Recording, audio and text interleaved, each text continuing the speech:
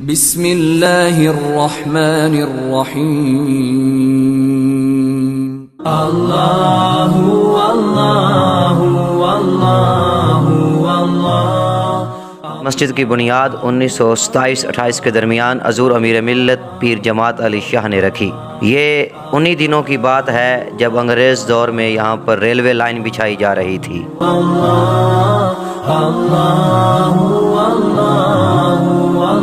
امیر ملت کی دلی خواہش تھی کہ ہمارے گاؤں کا ایک اپنا اسٹیشن ہو، اور اس کی سب سے بڑی وجہ یہ تھی کہ آپ اکثر دین اسلام کی خدمت کے لیے سفر میں رہتے تھے، تو سفر میں آسانی کے لیے آپ کی یہ خواہش تھی کہ یہاں پہ اسٹیشن ہونا چاہیے۔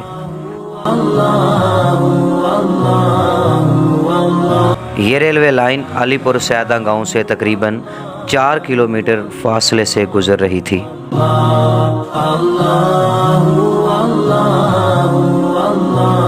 ریلوے اسٹیشن بنانے کے معاملے میں جب ریلوے لائن کے حکام سے بات کی گئی تو ان کا کہنا یہ تھا کہ اس وقت ریلوے کا ایک اصول یہ تھا کہ ایک اسٹیشن کے کم از کم 13 کلومیٹر کے بعد دوسرا اسٹیشن بنایا جا سکتا ہے، جبکہ اس جگہ سے 6 کلومیٹر پہلے ڈومالہ کا اسٹیشن موجود تھا اور اس سے اگلا اسٹیشن قلعہ صوبہ سنگھ بنتا ہے، تو اس لیے اس جگہ پر ان کے اصول کے مطابق اسٹیشن بنانا بہت مشکل تھا۔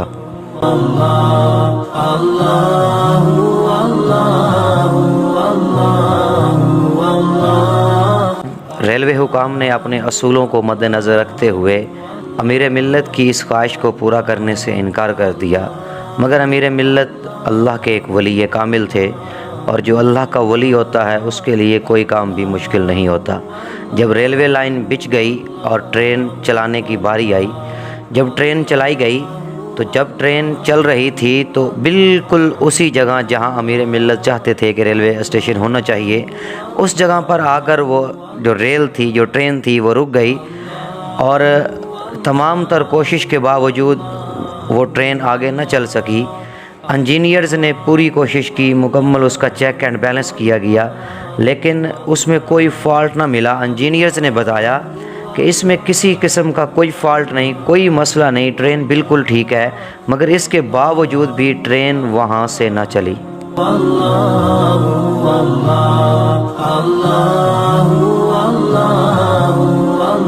اس سارے معاملے کو دیکھ کر ریلوے حکام سر پکڑ کر بیٹھ گئے، اور یہ چیز ان کو ورطہ حیرت میں ڈالنے والی تھی کہ ٹرین میں کوئی فالٹ بھی نہیں، مگر اس کے باوجود بھی ٹرین نہیں چل رہی، اس کا کیا سبب ہو سکتا ہے؟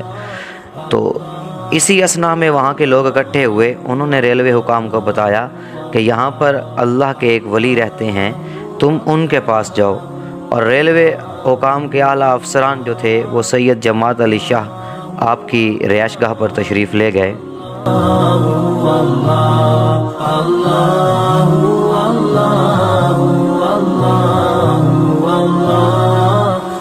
ریلوے افسران نے تمام تر معاملہ پیر جماعت علی شاہ کی بارگاہ میں رکھا اور عرض کی کہ حضور اس طرح کا معاملہ درپیش ہے، آپ کو شفقت فرمائیں۔ تو آپ رحمۃ اللہ تعالی علیہ نے اپنی اسی خواہش کا اظہار کیا کہ یہاں پر ریلوے اسٹیشن ہونا چاہیے۔ اس پر جو ریلوے افسران تھے انہوں نے کہا حضور اس بار آپ ٹرین کو جانے دیں، ہم اسٹیشن کی درخواست اپنے اعلیٰ افسران کے سامنے رکھیں گے۔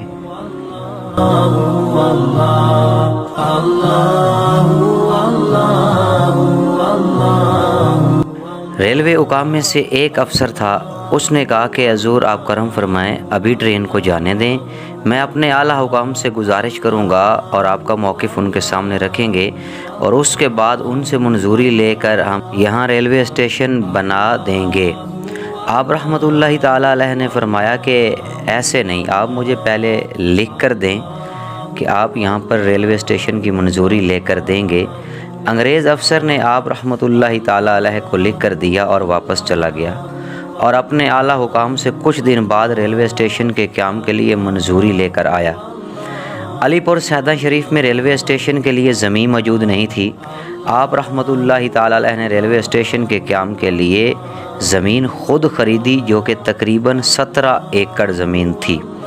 جس میں سے 5 ایکڑ میں آپ رحمۃ اللہ تعالی علیہ نے اسٹیشن بنوا دیا، اور جو بقیہ زمین تھی 12 ایکڑ وہ آپ رحمۃ اللہ تعالی علیہ نے خود رکھی، جس پر گندم کی کاشت کی جاتی ہے، اور لنگر شریف کے لیے گندم یہیں سے آتی ہے۔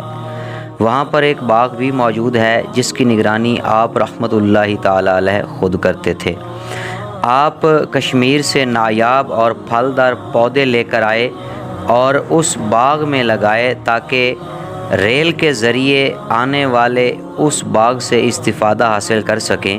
وہاں پر آپ رحمۃ اللہ تعالی علیہ نے ایک مسجد بھی تعمیر کروائی۔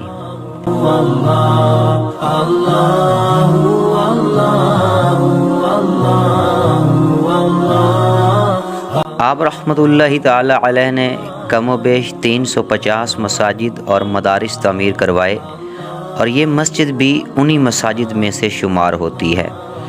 آپ رحمۃ اللہ تعالی علیہ کی لگن اللہ تعالی سے تھی۔ آپ رحمۃ اللہ تعالی علیہ لوگوں کو بھی اللہ کی یاد سے معمور رکھتے تھے۔ آپ رحمۃ اللہ تعالی علیہ نے وہاں پر مہمان خانہ بھی تعمیر کروایا۔ حضور امیر ملت کے متعلقین کا اور مریدین کا سلسلہ جتنا یہاں پر موجود ہے، اس سے کئی گنا زیادہ انڈیا میں سے لوگ آپ کے حلقہ ارادت میں سے تھے۔ چونکہ اس وقت ریلوے کا نظام تھا اور لوگ لاہور، حیدرآباد، دکن، دہلی سے ریل کے ذریعے جوک در جوک یہاں پر آتے تھے۔ وہاں پر موجود مہمان خانہ کی حالت اب پہلے جیسی نہیں رہی، لیکن انشاءاللہ جلد مہمان خانے کو بطور تبرک خانہ استعمال کیا جائے گا اور اسے یادگار کے طور پر رکھا جائے گا۔ وہاں پر ایک کنواں بھی موجود ہے، اور اس کنواں کو لوگ شفا والا کنواں کہتے ہیں۔ اس کی وجہ یہ ہے کہ بابا جی فقیر محمد صاحب چوراہی رحمۃ اللہ تعالی علیہ نے اپنا لعاب مبارک اس کنویں میں ڈالا تھا، جس کی برکت کی وجہ سے لوگوں کو اس کنویں کے پانی سے شفا حاصل ہونے لگی۔ وقت گزرنے کے ساتھ ساتھ کنویں کی حالت پہلے جیسی نہیں رہی، لیکن پیر سید عابد حسین شاہ جماعتی صاحب نے ابھی اس کنواں کی بحالی کروائی ہے، اور کنواں میں آسانی کے لیے نلکا لگا دیا گیا ہے تاکہ اگر کوئی نلکے کے ذریعے پانی نکالنا چاہے تو نکال سکے۔ حضور امیر ملت نے ریل کے ذریعے آنے والے لوگوں اور مہمانوں کی آسائش کے لیے مسجد اور مہمان خانہ تعمیر کروایا تاکہ لوگ یہاں پر آرام کرنے کے بعد علی پور سیدہ شریف تک کا سفر آسانی کے ساتھ کر سکیں، جو کہ یہاں سے 3 کلومیٹر آگے موجود ہے۔ مسجد اور مہمان خانہ باغ کے اندر گھرے ہوئے ہیں، جو کہ نہایت ہی خوبصورت نظر آتے ہیں۔ آپ رحمۃ اللہ تعالی علیہ کی لگن تھی، اور ولیوں کے اثاثے ہمیشہ آباد رہتے ہیں، اور وہ جو جگہیں آباد کرتے ہیں وہ ہمیشہ آباد رہتی ہیں اور سکون بھی دیتی ہیں، کیونکہ اللہ کے ولی کے ہر کام میں حکمت ہوتی ہے۔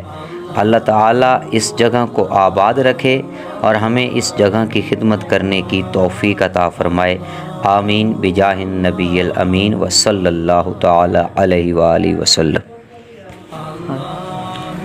اس مسجد کی تزئین و سجاوٹ اور دیگر آرائشی کام کے لیے جتنا بھی خرچ آیا، اس سارے خرچ کو پیر طریقت آل نبی اولاد علی جانشین امیر ملت جگر گوشہ قمر الملت الحاج الحافظ صاحب زادہ سید عابد حسین شاہ جماعتی نقشبندی مجددی شرازی صاحب، سجادہ نشین آستانہ عالیہ امیر ملت سید جماعت علی شاہ محدث علی پوری سیدہ شریف و چیئرمین ہم رفت امیر ملت ویلفیئر فاؤنڈیشن پاکستان، انہوں نے اپنی طرف سے کیا۔